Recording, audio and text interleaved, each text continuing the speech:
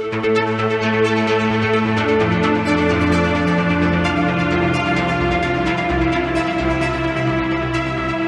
and welcome to the Sensibly Speaking podcast. This is Chris Shelton, the critical thinker at large, coming at you, critics, for another hour of podcasting greatness. And this week I am welcoming Seth Andrews. Now, he has a channel called The Thinking Atheist, and I would like him to please clarify for us how he is not the thinking atheist, but he is putting this out there that maybe thinking is a good thing for us to be doing. Yeah, I tried to get in front of it. I didn't do a very good job in the beginning, but like on the website, the first line is, the thinking atheist is not a person. In the podcast, the intro says the thinking atheist, it's not a person. The thinking atheist is a symbol. Okay, it's a symbol because I came out of a faith culture, belief over knowledge, fake it till you make it kind of a thing. I mean, they didn't think of it that way. I didn't think of it that way, but it really was trust in the Lord. But don't trust the data. Don't trust the science. Don't trust facts as much as you trust sort of this internal compass guided by the Holy Spirit. And it was when I started to reject faith and look around and say, well, does 2 + 2 really equal 5? That began to open the doors for me. And so while I don't say, well, I want to make people atheists. Now I'm convinced that people are better off without theistic religion, certainly. My big thing is I just want people to give themselves permission to think for themselves. You don't have to carry a family mantle. You don't have to live like your family and culture, vote like them, think like them, worship like them. You can think it through on your own terms, find out whatever that means and do that. So I think that's what my dream for the website, the podcast, the community has been over these past 12 years. Excellent. Well, in our previous interactions and now I have never seen anything else but, sort of, I won't say always calm, but certainly reasoned approaches to topics. That's what your channel's about. And it has been an inspiration for me. I mean, quite honestly, I'm very serious about this. You are one of the people who from the very beginning was somebody I sought to I guess emulate in a way, in terms of your personality or your calm and the way that you rationally approach things. I thought that was very, very smart and very not always easy, though. It's not always easy, Chris. I know.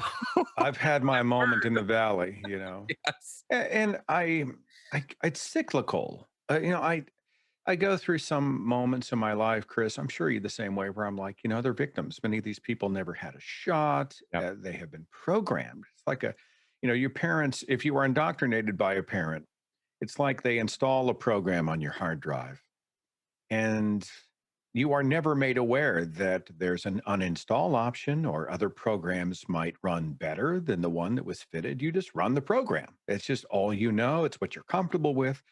And for a variety of reasons, you are a victim of not having better information. And so in some ways, I'm like, I get it. I feel for these people. I was once one of those people.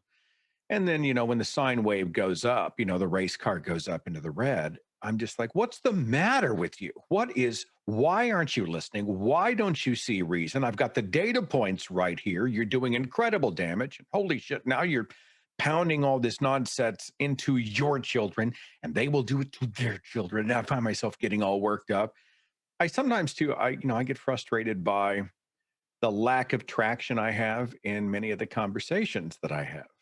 And forgive me just spinning off into oblivion, Chris. But when I first came out of the faith, I was so freaking naive because I thought, well, once I talk to believers and show them the information that I have recently discovered, if I show them the contradictions or the atrocities in scripture, and if I show them the scientific evidence, and if I go and reveal to them that goodness exists far beyond any religious model, blah, blah, blah, they will all slough off their religious shackles and we will all hold hands and we will sing Kumbaya together and we will all enter this next chapter of rationality, and that's never happened. It just does not happen like that. And I've gone through, in many ways, valleys of discouragement for that reason, because it does feel, I mean, you feel that way, Chris? You feel like you're smashing your head against the brick wall, right?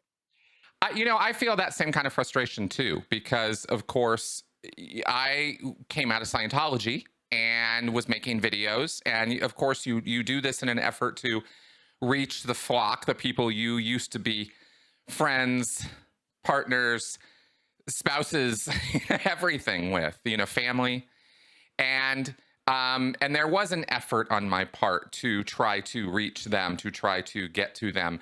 And then you find, on a fairly immediate basis, I was not getting a lot of positive feedback from the Scientology world.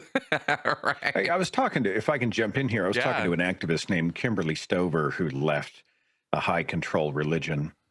And she said something that has been true for me, that she doesn't even bother with family at this point. Like my activism, these discussions are not about, I'm not going to have any illusion I'm going to deconvert my mother, father, siblings, whatnot. Most of my work is really about other people.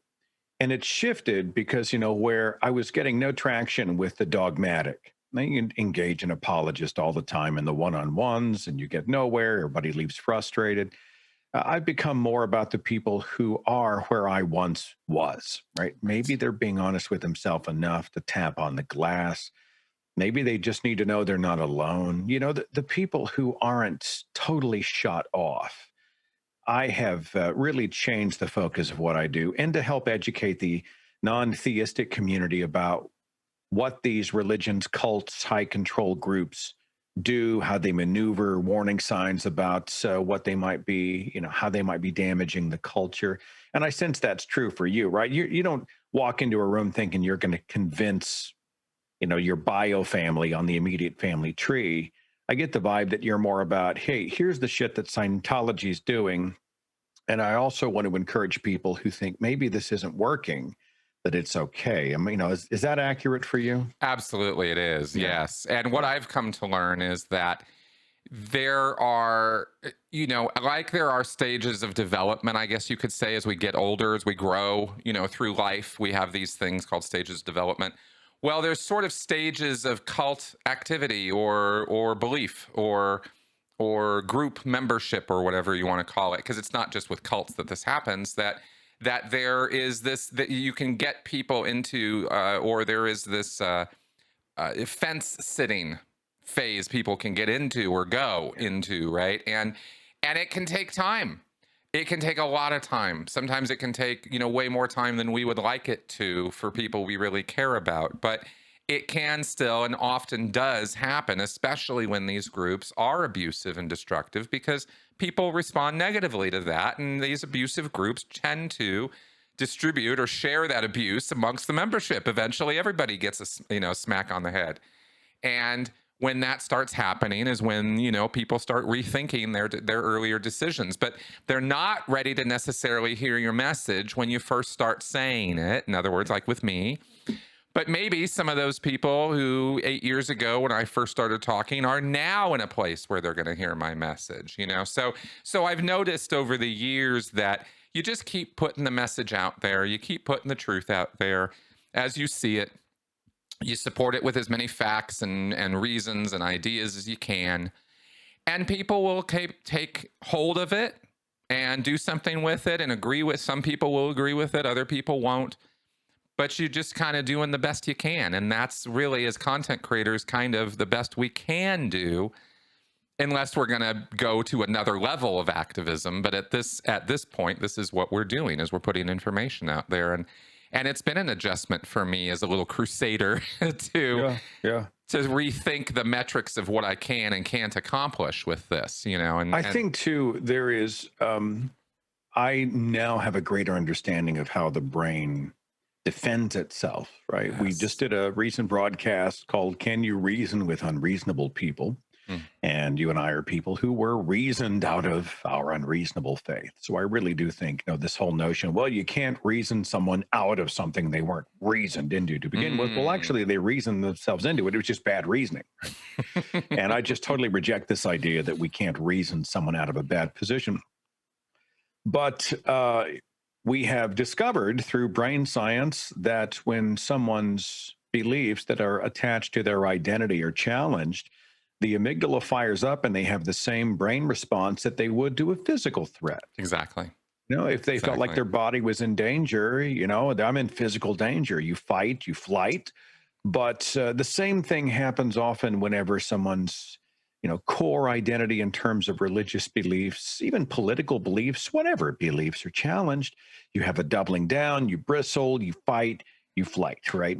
Exactly. Or you fight or flee. But I like fight or flight, as you know, because that's how it's known. And it's interesting because when you see that that's how those responses are going to happen in almost every case, it changes your tactic, where, you know, you make people aware that, you know, I don't buy it.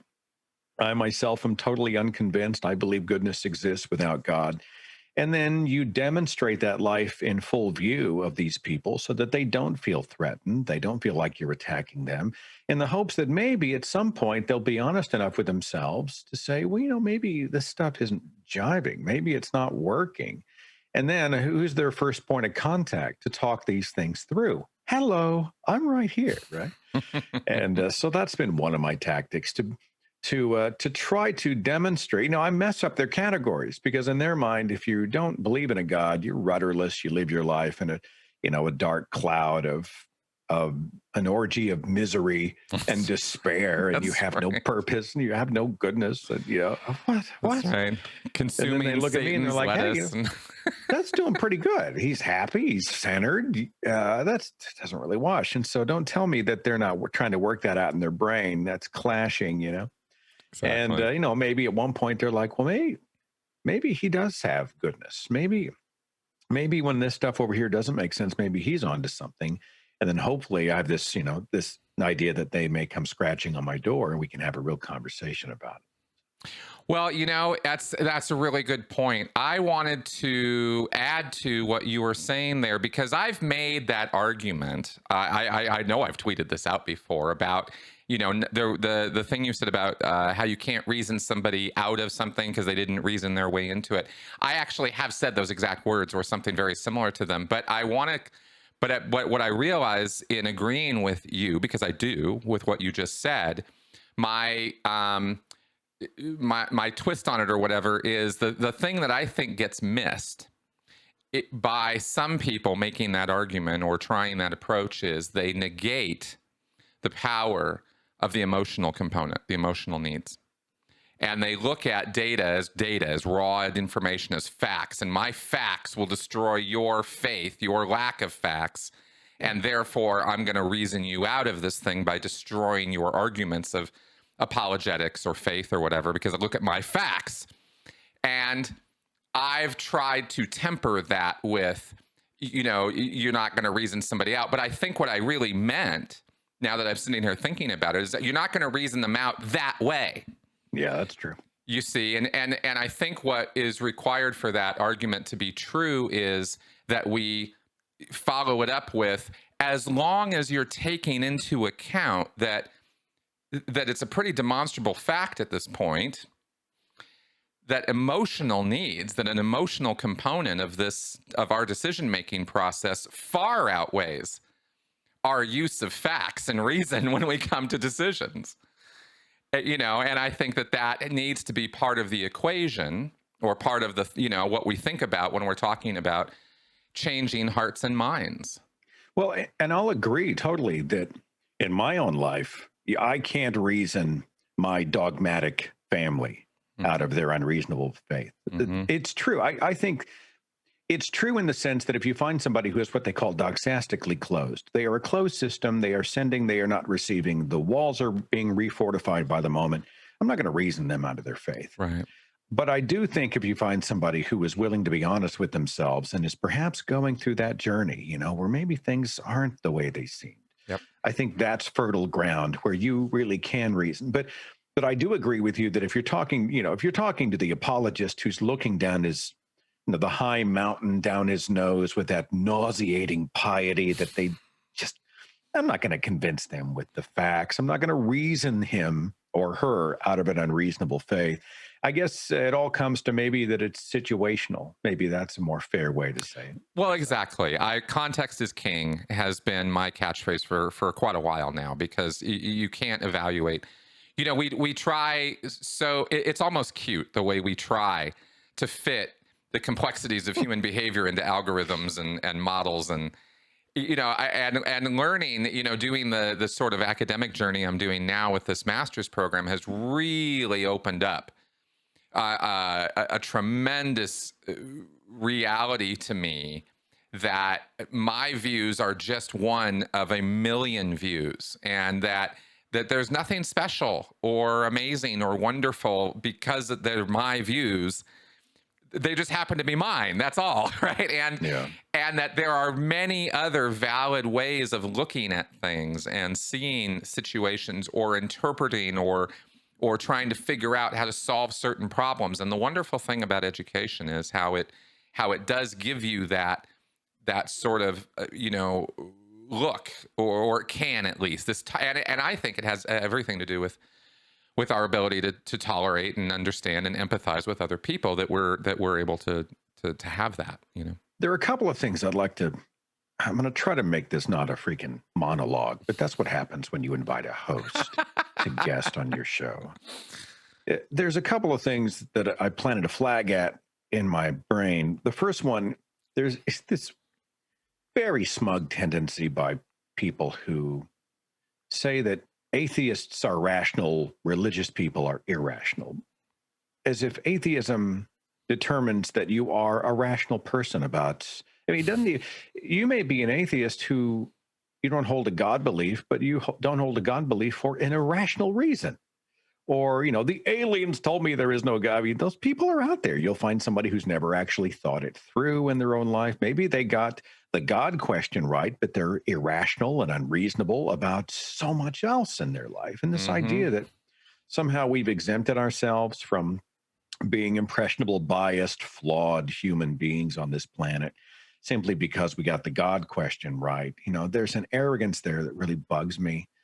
Because I've been doing this since 2009, and I've met a ton of people. I've met flat earth atheists. I've met wild conspiracy atheists. Hell, I've just met awful human beings. They are not remotely humanistic. I would rather be with my Christian wife than spend another second with this horrible, toxic atheist, even though that atheist and I lined up the same on the God question. So, I really would like to see us get past those labels and start looking more at the human being. What is our value system? What do we, are you rational about other things? Do you have a pattern of rational thinking and behavior? Are you a good listener? Are we having conversations? And back to your point about emotion, I am so glad you brought this up. Okay. When I first started producing videos for the Thinking Atheist, I came out of audio and video production, where we use emotive tools, right? So the way I edit, the way I light a set, the way I use music to try to draw you in to the story. People were pissed. Why in the world are you trying to manipulate me? To manipulate my emotions. We are rationalists. In other words, they think that atheists are supposed to be Vulcans. Right. And we are logical only. And the emotive part of us, well, that's a cheat. And I get it to a degree, because many of these people have legitimately been manipulated by the church in damaging ways. Yes. But people change their minds, number one, from a position of safety. So I don't think you ever attack someone into changing their minds. They have to feel safe enough to go through that. Okay? Bingo. Yep. Two, it is just fine to engage the mind and the heart. And while I agree with documentary filmmaker and storyteller Ken Burns that all storytelling is manipulation, it doesn't have to be disingenuous manipulation. When I draw you forward to tell you the story of someone who escaped a high-control cult and found their voice and started a new chapter, and now they're changing the world. And I use lighting, and I use graphics, and I use emotive music, and I just amplify the message that was already being honestly told. I'm not lying to you. I want you to feel something about the things you're thinking about. And we as an atheist movement, we need to get over that, because I think storytelling is probably one of the, if not the most effective ways that we are going to change minds. I want to engage the whole person. That includes the heart as well as the mind. And when we surrender the heart, to churches, we are surrendering a key part of the human experience, and we're just handing it back to religion. Now, religion does it well, but humans do it naturally all the time. So, that's right. Sorry, I'm navigating. I've got cold medicine running through my veins. It's allergy medicine. It's pollen season. So if you see me sniffle occasionally, I'm not trying to, I'm not weeping out of emotion because the emotiveness of this interview has gotten to me. I have my box of handy Kleenex here. So, no problem.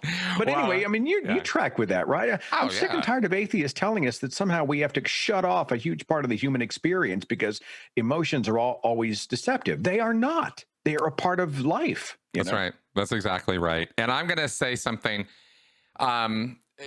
potentially controversial right now in terms of the atheist world, but I think you and I both have gone through a couple arcs in our lives when it comes to, a group membership and our view of the world. And I think that we have seen, through our faith, through our journey of faith and coming out of faith, and then joining into a skeptic community and, a humanist community, a lot of labels, even if you go back a few years, atheist plus, remember that? Yeah.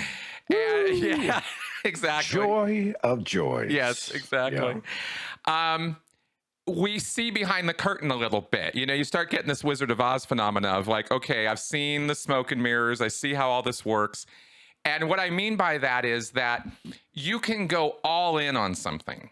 You go all in on your faith, or you go all in on skepticism. You go all in on anything. And this is what I've come to learn about extremism is you can go all in on a thing. No matter what it is you go all in on. As a human being, eventually you're going to be disappointed by it. Because there is no perfect thing. There's certainly no perfect group.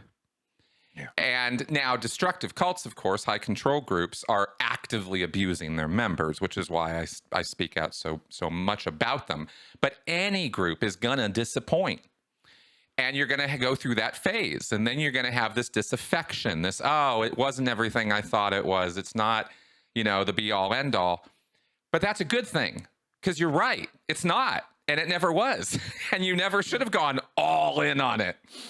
It's okay to have a moderate, temperate, sort of like, I'm missing the word, but, you modulated. Like, it's okay to not be in this euphoric, it's the everything of everything kind of state. Yeah, it's almost like being infatuated before you fall in love. That's right. That's right. It's like dating that person. They can do no wrong and everything they say is funny.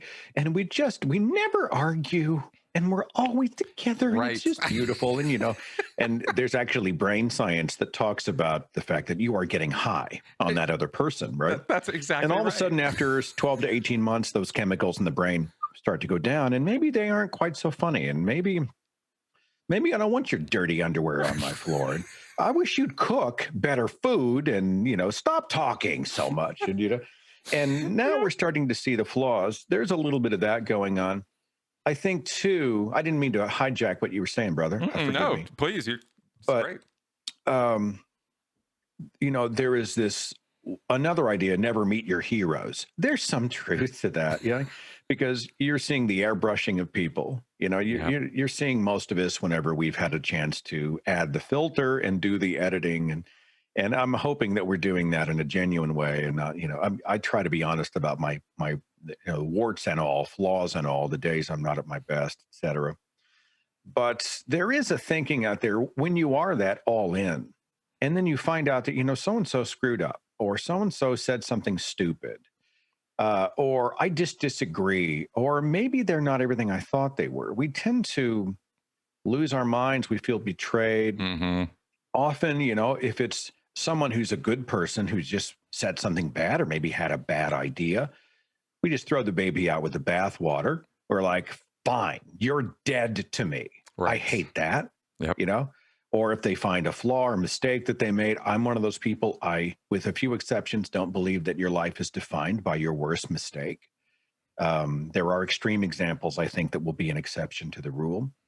And then there's this other notion that the movement is broken. And I see this sort of hipster mentality in the comments section. I left the movement after the movement left me. Kind of, Right. you know, and it's almost like the people who like an indie band, you know, man, if they ever have a hit record or if they ever produce a song I don't like, I'll never listen to them again. And they sort of wear that like a ribbon, you know, like a badge of honor, like, yeah, you know, I'm above it all. But I don't think there's an atheist movement. I mean, good luck defining that. Exactly. What is the atheist movement? Is it the people on YouTube doing counter-apologetics videos against Ken Hovind? What about the squillions of podcasters out there, atheist or rational or humanistic podcasters? You've got authors of all shapes and stripes who've written books. Is that the movement? What about organizations? I'm on the board of directors of American Atheists. Well, is that single organization defining atheist activism? No.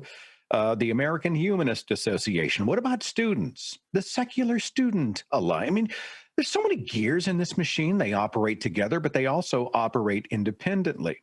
And so when somebody falls from grace, and we've seen it, we have seen some people who have just, you know, we found out they were toxic, or they said or did something that was just disqualifying. This movement, however you define it, purged them and said, we reject you for this. You don't represent us. Yeah. You are being damaging to other people. And when someone sees the fall from grace, pardon the expression, they'll declare the whole movement is contaminated. Oh, the whole thing is just they're all like another religion. That's right. And I just want to reach through the monitor and shake them. What are you talking about? Because at this moment, there is somebody who is where I was, and they're Google searching. What is atheism? What is humanism? What is it like not to believe in God? What does that mean? And they'll stumble upon any number of these resources that I just mentioned, and those resources just may change their life the way a Christopher Hitchens video changed mine. So while these hipsters are busy throwing stones from the cheap seats, I'm like, you know, even though we are flawed and have bad agents and have our moments of scandal and all these other things, it is high time for us to get engaged and remain engaged, fix what's broken, keep kicking, and let's stop with this sort of hipster indie band sort of discarding of everything simply because human beings prove to be flawed.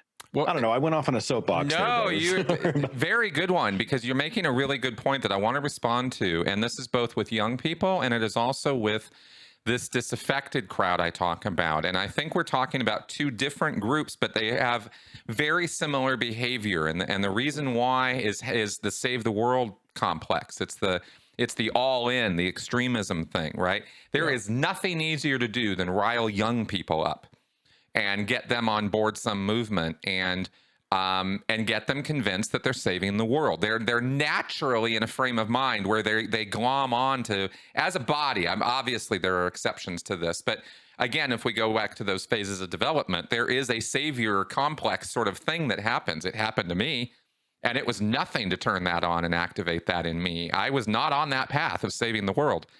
And 2 days of Scientology recruitment, and I'm a wide-eyed fanatic. I mean, it was really quite amazing how fast it happened.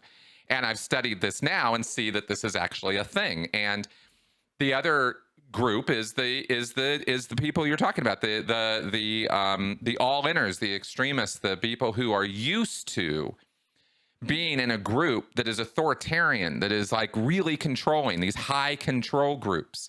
Religions can be very high control groups, local chapters of churches. Maybe the church overall isn't a cult, but that local chapter sure is, Yeah. And people come out of these things and their heads are all messed up about what commitment is, what responsibility and obligation are about, and they bring that to other things they get involved in and see things that just aren't there. And you make a great point about the atheist, quote unquote, movement, because it is a disparate group of individual different and groups that are not all marching in lockstep at all. The only thing they all agree on, the only thing is, this lack of belief in God, a rejection of this deity concepts, and everything else is up for grabs as far as what these groups and ideas and people are, what ideas they're holding on to. So I guess I get upset about the intolerance of self-reflection and internal criticism. And this is true in the atheist movement sometimes. It's certainly true among many of my fellow lefties who've done what you talk about.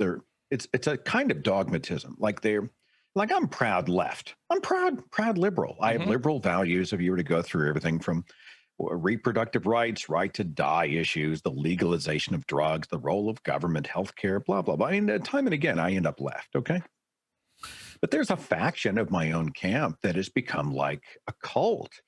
And if you are not 95 to 99% in agreement, you are in league with the enemy, you know? So if you say, well, I disagree, or I have concerns, or we should pause, let's take a breath and take a look. They're like, you know who else said we should pause? The Nazis, those types of people. Right. And so if you stop and you say, well, hang on just a second, we know we're not perfect. We have issues. There's this thinking, well, if you take any time to address issues in your own camp, you are cheating time that you should be using on the greater evil, which is them, us versus them. And I'm like, well, if we aren't shoring up our own camp, if we're not doing any analysis or criticism, it means we're leaving all criticism to the opponents, right? I'm letting Fox News have all the criticism. And beyond that, I think in terms of my values, I don't want a broken ship. I want to be able to go in and make it more efficient, more effective, more better. I'm going to make it better.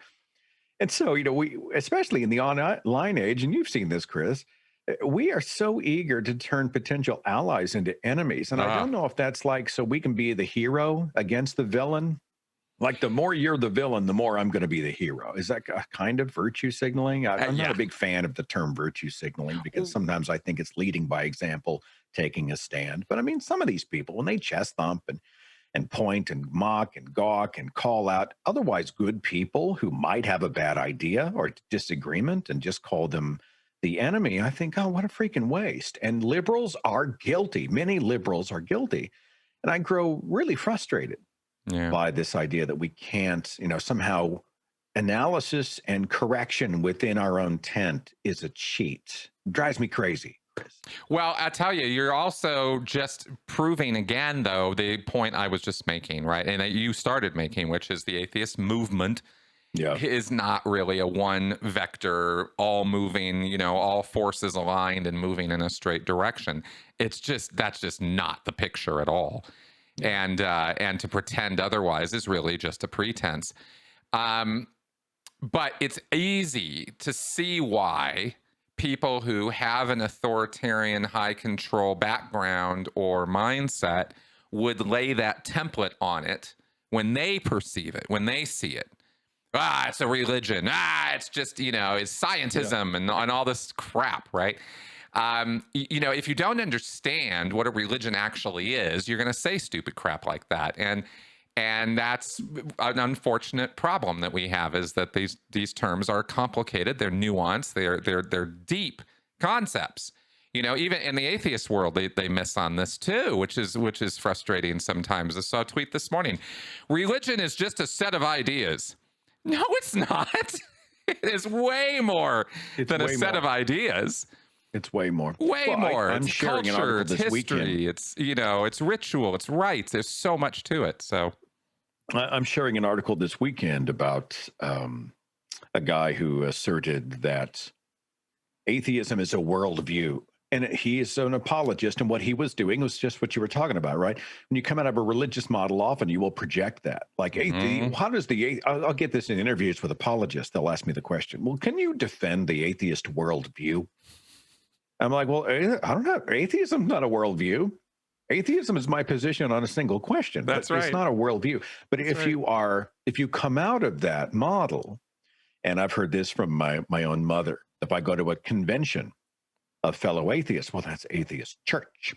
And if you have a scientist on the stage, well, that's your atheist pastor. The science of religion. So, if you're trained to assign a religious model to everything you do, everything looks religious. And I just look at them like, what are you talking about? If that's true, then rock concerts are church. Then bowling night is church. Comic-Con is church. this idea that people getting together to share common interest, enjoy common things, to learn, to grow, whatever, community, it's just another example of religion sort of trying to brand itself and label itself using its own sort of limited means. I will tell you this, Chris, and I don't do a lot of pointing around the movement. It's hard for me because when I see a misstep that might cheat the movements or movements as a whole, in other words, I think leadership demands that I take a stand and say something publicly. That's a tough line for me. When do you see it as, well, this is just infighting. This is not my fight. Mm-hmm. I need to serve the larger community and stay on message. Right. To continue to do what I'm doing. And I have that. And most of the time, that's where I lean. You know, you want to get into that drama, there goes a week of your life, right? And they will suck you down into the pit with them. Oh, yes. But occasionally there'll be something where I'm like, well, if I'm going to lead by example, I need to lead by example, and I should make a statement about this of concern or disagreement from within.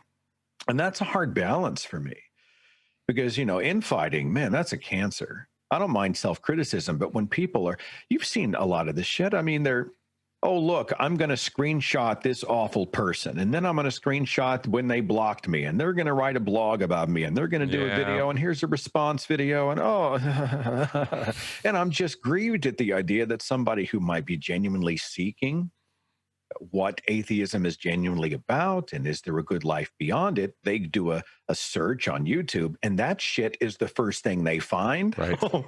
It just hurts me. It hurts me. I know. It's so funny. Well, here's the controversial part of my position on this is, if you look at the background, or if you look at the people who are doing that, a lot of them are people who've just come out, or recently, you know, or fairly recently, just came out of a high control group or a religion, or had a religious traumatic experience. Now, let me make sure I understand. Do you think it's because they're, like, I was pissed off for about 4 years after I came out of, you think it's that they're just a race car in the red zone still? Or? Yes, that's what I think. And I think that they're taking their habits from the high control extremist mindset pattern of thinking, which is all or nothing. We're all in on this. It's black and white, right? And they kind of misapply it through habit to this new set of ideas that they have glommed onto. Religion betrayed them. Now they're atheists. Great. That's not the bad part, right? I'm not against that at all. People are free to make any decisions they want on that.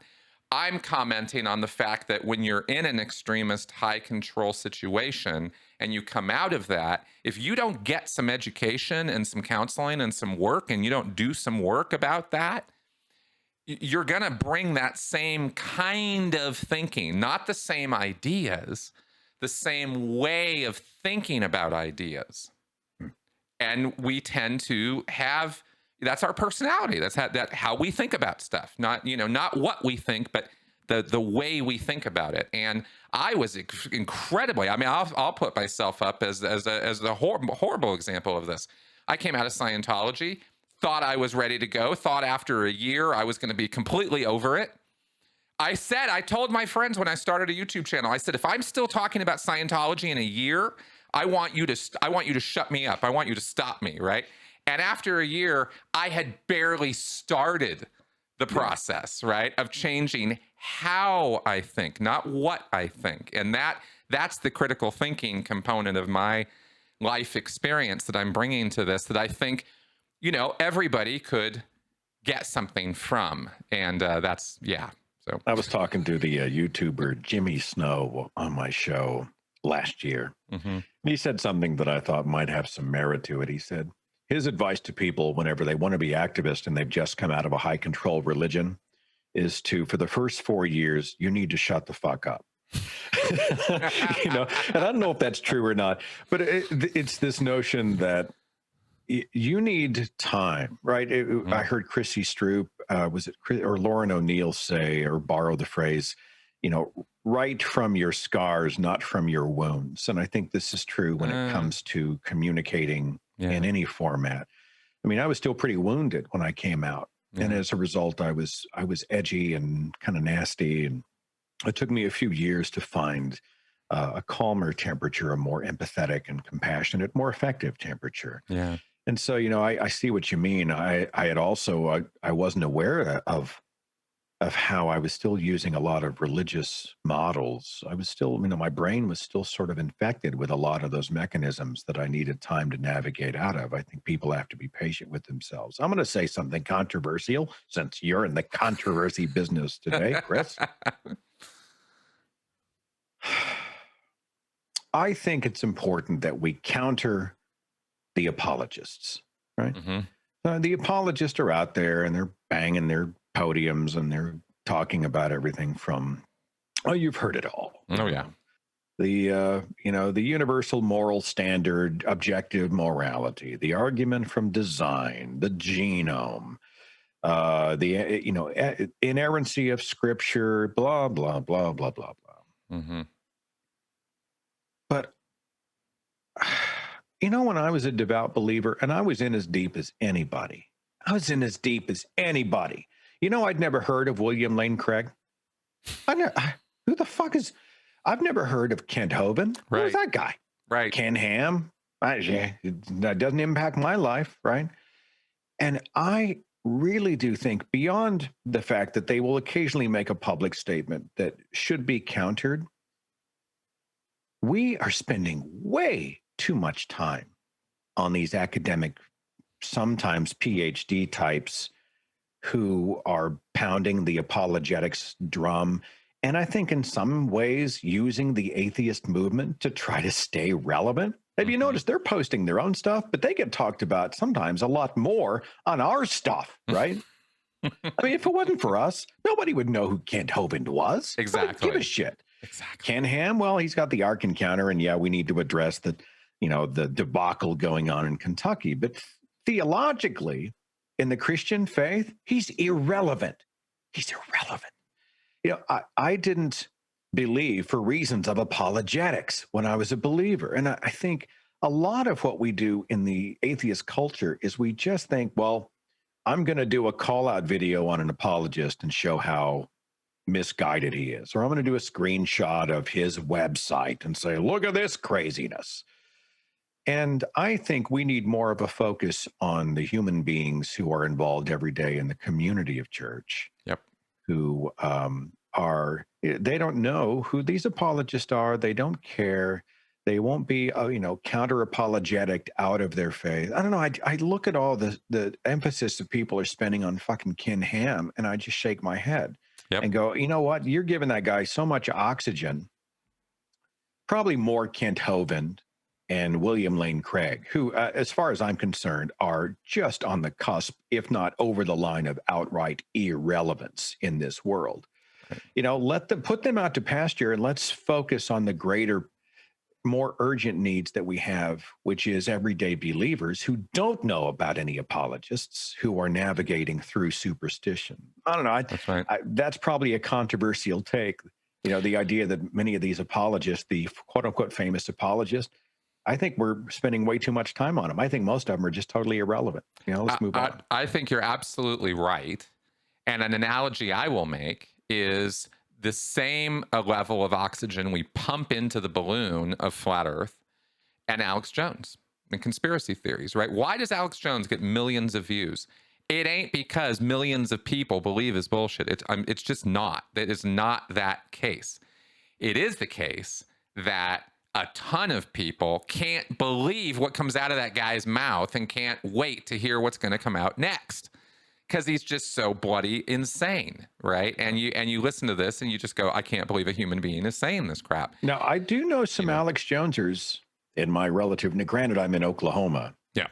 So I don't have a number as to how many people, buy his sort of don't tread on me conspiracy craziness. Yeah. But I see what you mean. He's probably gotten more oxygen from the finger pointers than he would have gotten from anybody else. Exactly. I'm not trying to make an argument that Alex Jones has no supporters. The man's a millionaire. He clearly has supporters.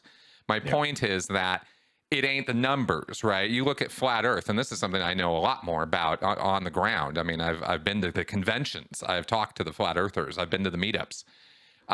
You know, I've done deep dives on this stuff, and there are just not that many. You know, another very relevant example, I guess I could bring up, which will be controversial on my channel, Controversy Day, is Scientology itself. Here I am going on and on. I have produced thousands of hours of videos about the Church of Scientology, its beliefs, its abuses, its practices, etc., its history, my experience with it.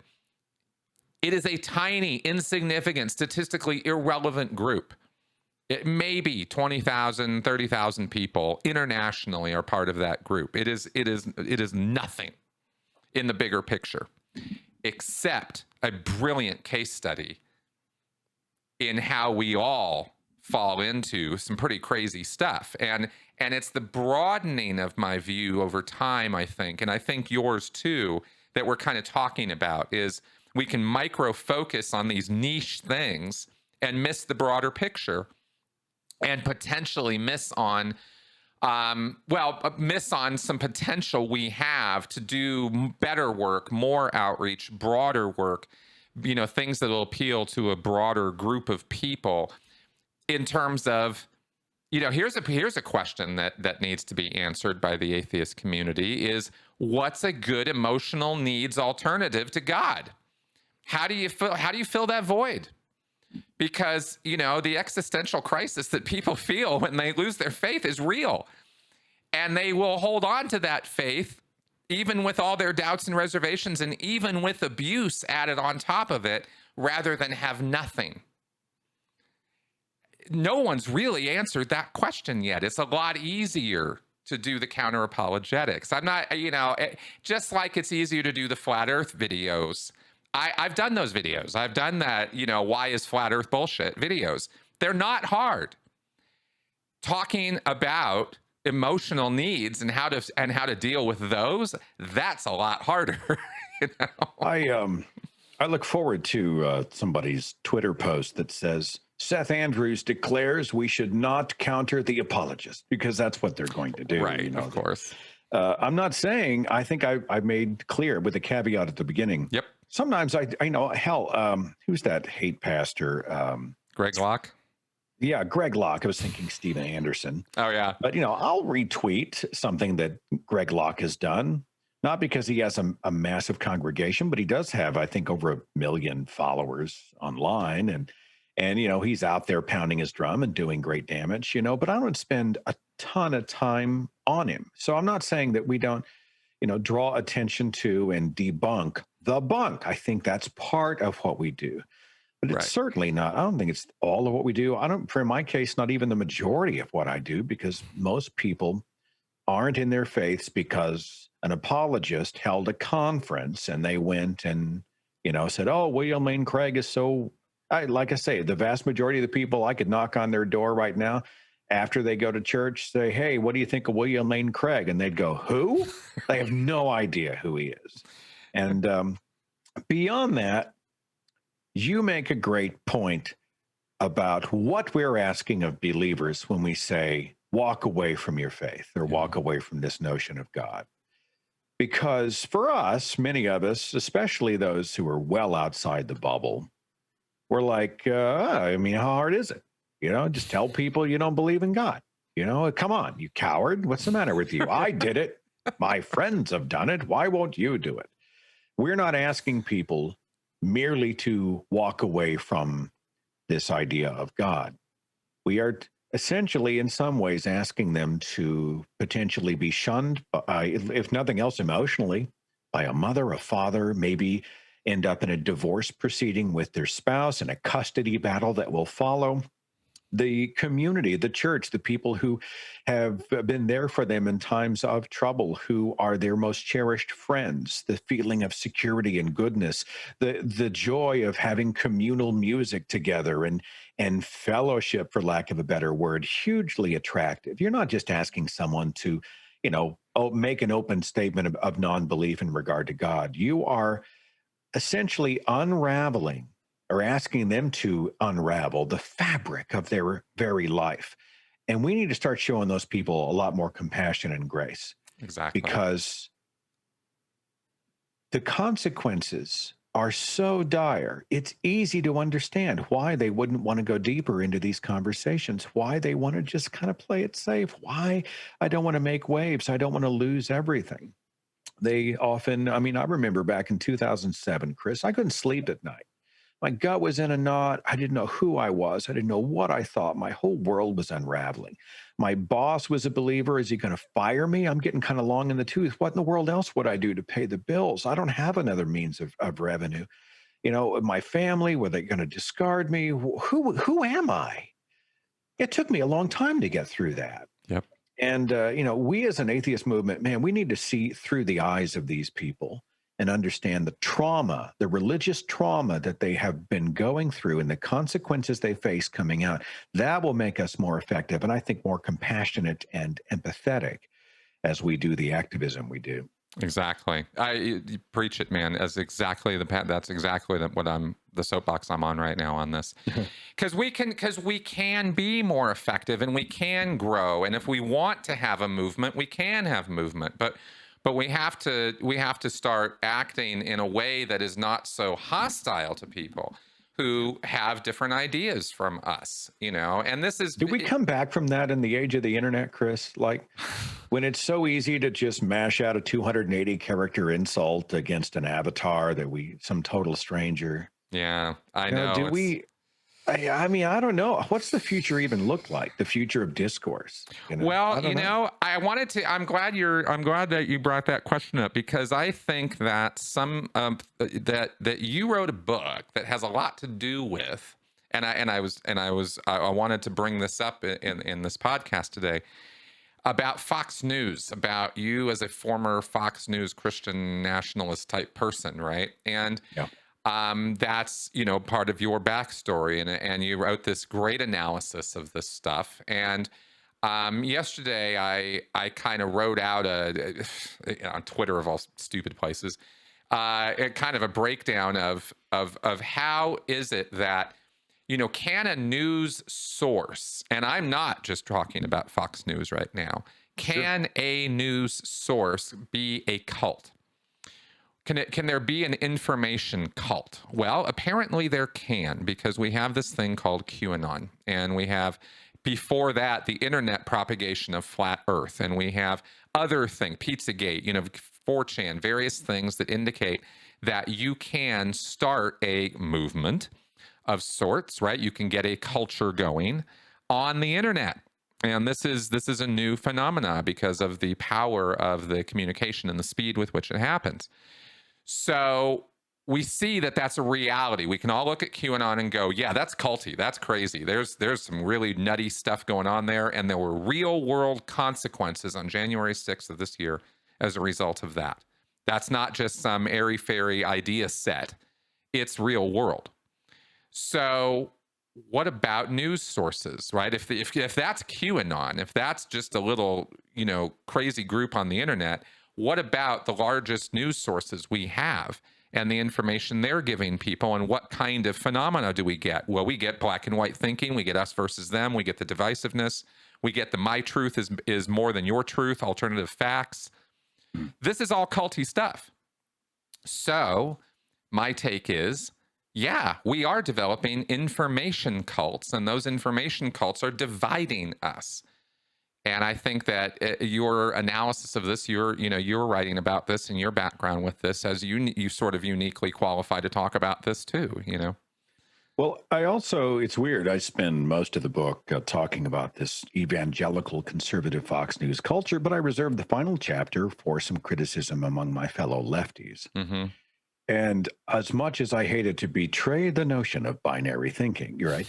We tend to, it's like when we talk about cancel culture, okay? And I did a whole show on this. I think we want this to fit on a bumper sticker.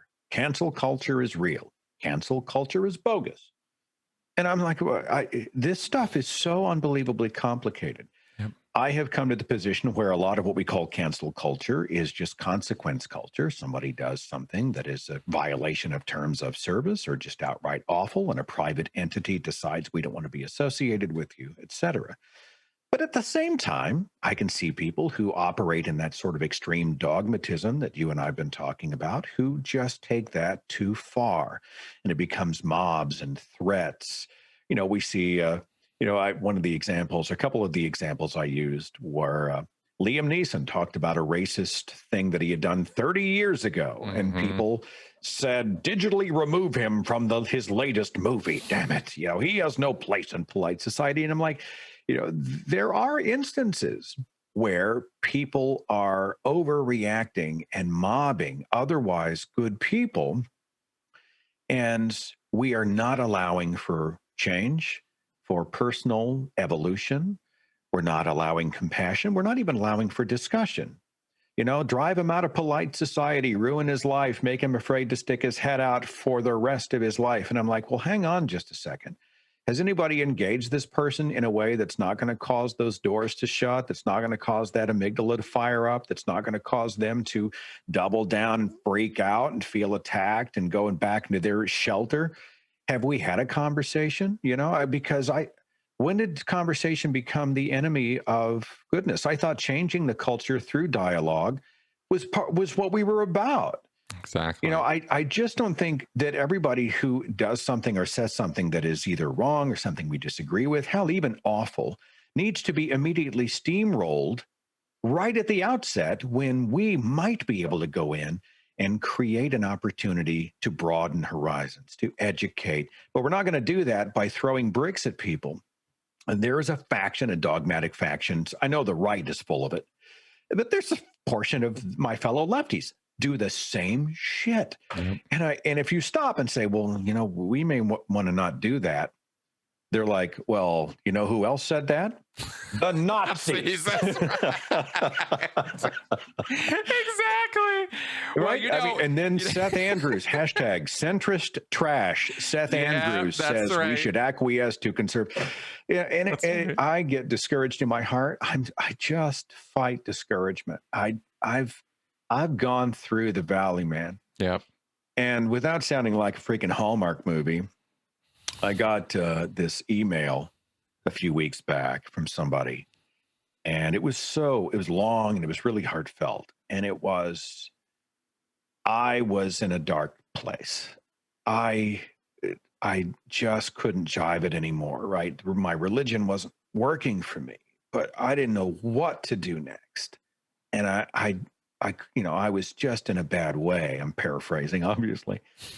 And I Googled atheist, and your show popped up, and I began listening along, and I realized I wasn't alone. And a lot of the stuff you guys were talking about actually made sense. And this helped me to sort of, continue my own journey. It gave me courage. It helped to open the door, to nudge it open so I could walk through, And now I'm living my life my way on my own terms, God-free. And I just wanted to say thank you. Now, I'm not trying to, I'm not participating in an act of self-gratification here. What I'm trying to say is that those moments are the reminders that beyond all the snarkiness and the infighting and the scandal and the awfulness and whatever other stuff we're doing at each other, I think we have to be reminded that the reason we're doing what we're doing is for people like that, who, they just need to know, hey, there's a better world out here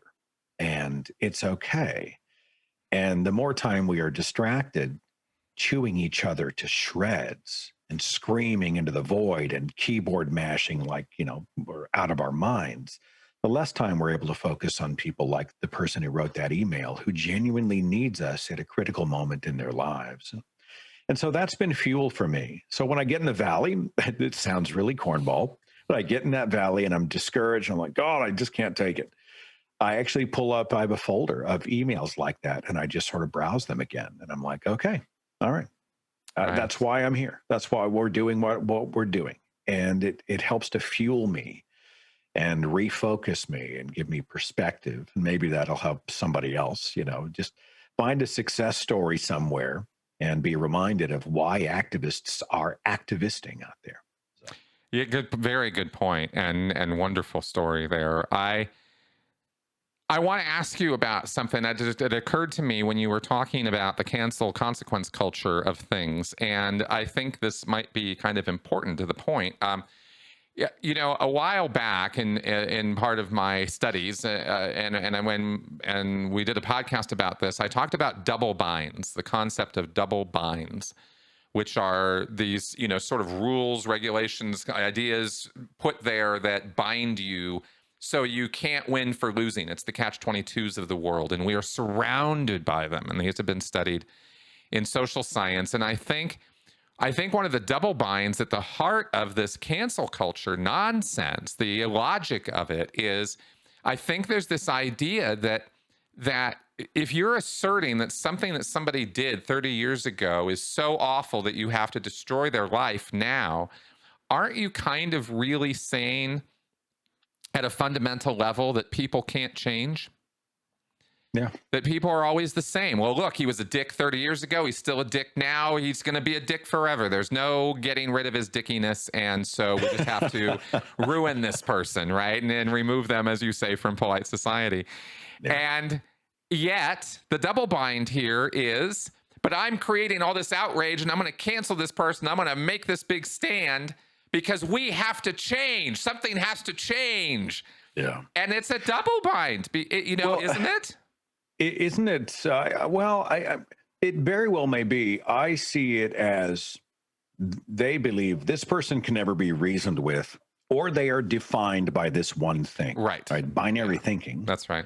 That's right. And to improve the culture, we simply have to take out the trash.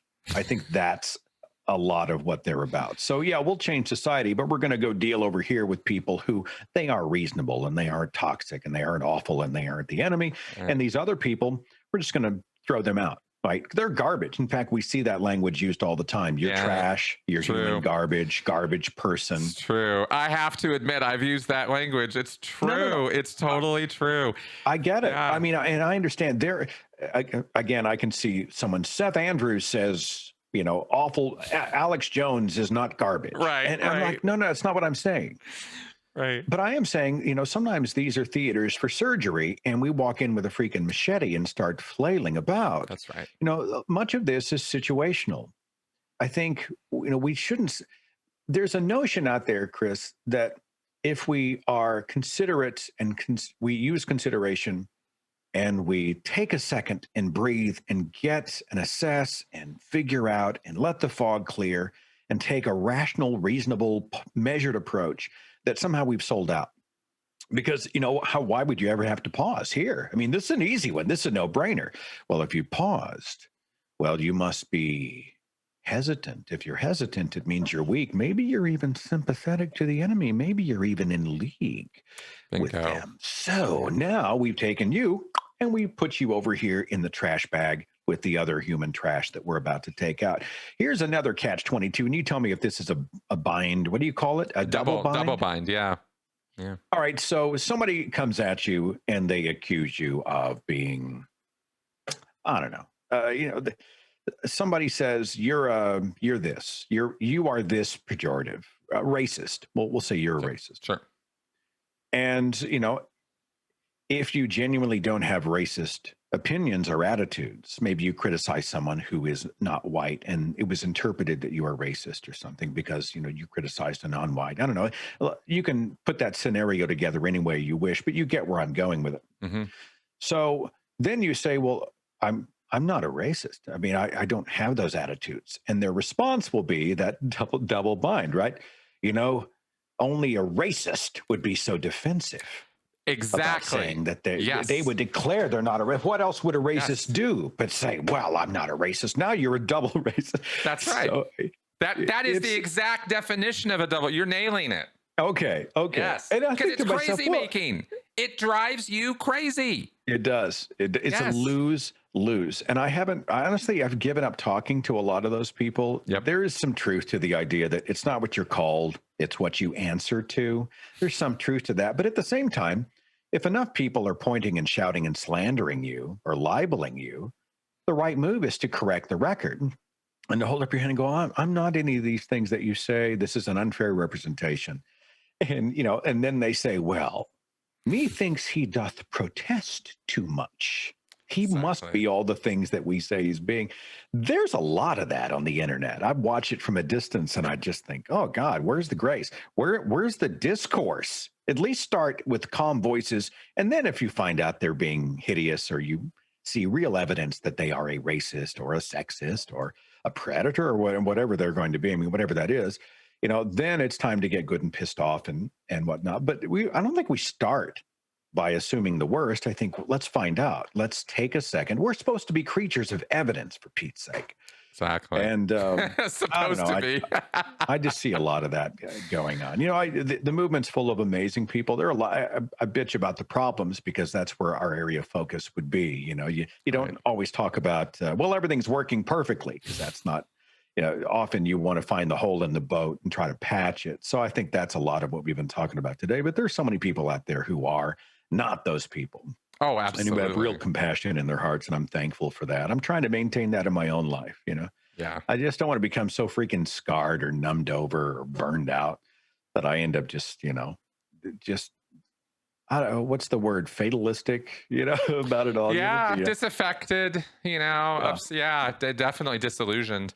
I definitely track with what you're saying. I've learned the power and importance of self-care over the last few months, and just even giving myself little staycations and stuff. I mean, it's been really important to me. I've really made a difference in giving myself some time, because the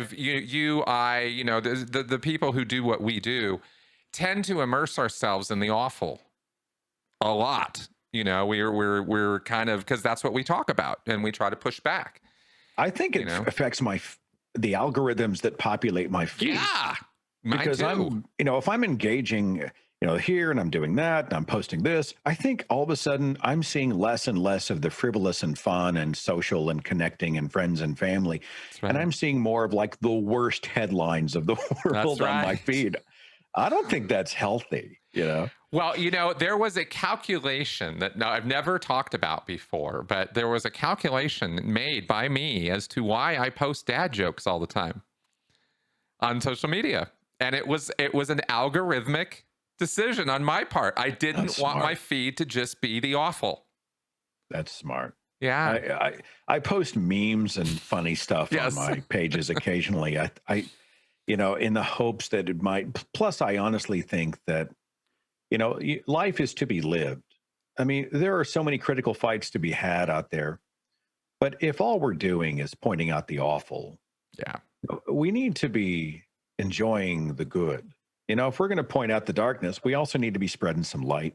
Exactly. And you're right that, we as a movement have not done a very good job. Actually, let me say it differently. We've done a piss poor job providing the net for people to fall out of, or fall into rather, whenever they leave a religious community, right? We'd like you to leave the support structure. We'd like you to do all the stuff that might ostracize you from people. What are we offering in return? Are we offering community and gathering and support systems and structure? We're wildly unorganized. Sometimes that's a really good thing, but sometimes it's terrible because these sort of hipster atheists decide that, well, I'm not a joiner. I came out of one church. I'm not going to join somebody else. And I'm like, that's just stupid. This is what human beings do. And if we're going to ask people to take that big leap off the cliff, we have to provide the nets for them to fall into. And beyond that, I'm sick and tired of the church telling everybody that it owns community. Exactly. I'm tired of what? When did the church own it? They do it well. They say they own it. But community is a human thing, and we need to stop apologizing for getting together, whether it's a pub or whether it's a convention or whatever, Big time, big time. In fact, dare I say, I think you and I will be setting up another podcast to talk about that subject, because that is a whole thing in itself, and I very much would like to tackle that. So, I would like to throw a probably really stupid analogy out, but it was a life experience that happened to me yesterday. And I thought to myself, maybe with some of what we've been talking about here today, maybe this might fit. And if I'm straining, you go ahead and let me know. I was walking down the stairs yesterday. I'm up on the 3rd floor of an apartment building now, and I'm walking down the stairs with a box And you know how when you're carrying a big ass box and you can't see where your feet are going and you're walking downstairs of all things, you become a little cautious, or at least maybe you should. And because you can slip and fall very easily. And I found myself going like 90-year-old slow. Like suddenly I was going very slowly down the stairs, right? I am really gonna very cautiously take this next step because I can't see it. And of course, I immediately thought of a leap of faith and taking that next step, knowing faithfully that another step is going to be there. Yeah. And where's it going to be? And tempering this with the earlier experience of misstepping, you don't see the last step, or you see it, or you think there's another one, and your brain miscalculates and you end up hurting yourself. It's startling to a degree that you don't want to have it happen to you again. But what I realized walking down the stairs is when I got to the last step, I could tell where I was because I could look around and I should know how tall I am. And I should be able to tell when I'm standing on solid ground by how tall I am. In other words, this piece of knowledge this perception should be able to replace this need I have for a leap of faith, this faith that the next step will be there. I should be able to not have that because I should just know when I get down to the bottom of the stairs because I can see how high it is. Like I said, this is a little strained, but it was this knowledge versus faith thing, and even knowing the process I was going through as I was walking up and down these stairs, I couldn't, knowing how tall I was or knowing this piece of information that would somehow make this faith go away never did. It didn't really do it. I still had this emotional, oh my God, I'm going to fall and hurt myself. And it didn't fully take. It took me going up and down the stairs about 5 times as I was carrying boxes up and down before I finally, through practice, became less afraid of misstepping and falling and hurting myself. And I guess the only point I'm trying to make is just because you point a piece of information out to somebody doesn't mean it's immediately going to take away all that emotion. Yeah. You got to practice I think what you're speaking to is spatial awareness, right? Well, I was, If people, I mean, I buy the analogy. We have to understand that while we're barking things at those navigating the steps, that many of them are not yet spatially aware. Maybe they are simply finding their footing. I think that's a good analogy in that way. And the more they sort of, take those next steps and the more familiar they become with where they are spatially, I think the more confident they become. Yes. So I buy that analogy. I think it has a lot of merit. Cool. Yeah, I'll work it over a bit because I think the idea is there, and I think it's a good one because we are asking people. You have to go back and remember what that headspace felt like. When you were in it, because it's comforting. You're there for a reason. People don't join cults for no reason. They don't join these groups and keep part of this, for nothing. There are deeply emotional and human needs that are satisfied by these things, and it's not just an idea set. I'm doing a show coming up in the month of May. I've got Dr. Andy Thompson, who's a psychiatrist. I have Dr. John Wathy, who's a neuroscientist. And we're going to get into why we have evolved this tendency toward sort of looking up to the heavens and how that relates to survival mechanisms. There are more and more increasing, there's really fascinating models about the biological tendencies we have that draw us into God belief and religious thinking. And I think it's going to be a great journey for people. And I also think, when they begin to understand how and why these brain mechanisms fire, my hope is it will make them even more empathetic to those who were sort of nudged that direction. They have these natural yearnings or questions. Religion kind of goes, oh, it's over here. I think understanding brain science is one of the things we can use to try to more effectively deal with religious cultures. Exactly. I agree completely. I've been on that path. And as far as I'm concerned, it's invaluable information. Yeah. Isn't it frustrating sometimes when we're so into things, you know, into this knowledge and information and experience, and then you know, you just know there's only a certain percentage of people you're going to reach with this, you know, and you do your best, you know, to try to communicate it as best you can. It's just, it's such a journey we're on. You know, really the stuff that gets me is the stuff I should have already gotten past. But, you know, thank you, Jesus, that the chemotherapy went well. You know, I'm surrounded by that kind of stuff. We were talking about how culty everyday Christian Catholic things are, like communion. Yeah. Somebody had posted online. You know, I used to talk like being washed in the blood was a totally normal thing. And now that I'm on the other side, that just sounds culty. In fact, I'm working on my next book idea, which is going to be an exploration of various things that mainstream Christianity does that when you look at them in a fresh light are really culty. And I don't know if it'll come to fruition, but I'm surrounded by culty behavior. And we just came out of Easter, right? I'm driving down the street and I see these child actors. They're dressed as Roman soldiers with styrofoam swords. They got little child Jesus carrying the cross. And I'm like, culty. Yeah. Culty. You have children carrying out a murder play in a parking lot. I said, what? So, you know, I do have my moments, you know, where that's been on my mind a lot lately. But, you know, I think we just try to focus on the success stories. What else are we going to do? We're not going to give up. Well, you know, we can't concede all that ground to the people who are selling damaging superstitions. I think we have to resist. And so I'm going to keep kicking if you will. Okay? Absolutely, man. Absolutely. And on that note, I think we'll wrap up. Thanks very much for taking some time and chatting with me here. I want to do this more often. This is fun. No, it's always a pleasure to join you, and all my best in your work. Okay, brother? Awesome, man. Thanks. And get better, huh? It shall be done.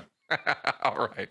And I will post links, of course, to Seth's channel in the description section to this podcast, so you guys can check out his channel if you are not already subscribed, which I'd be really surprised if a number of you were not already.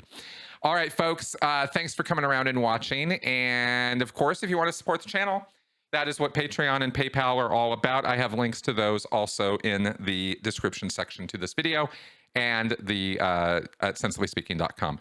All right. Talk to you next week. Bye-bye.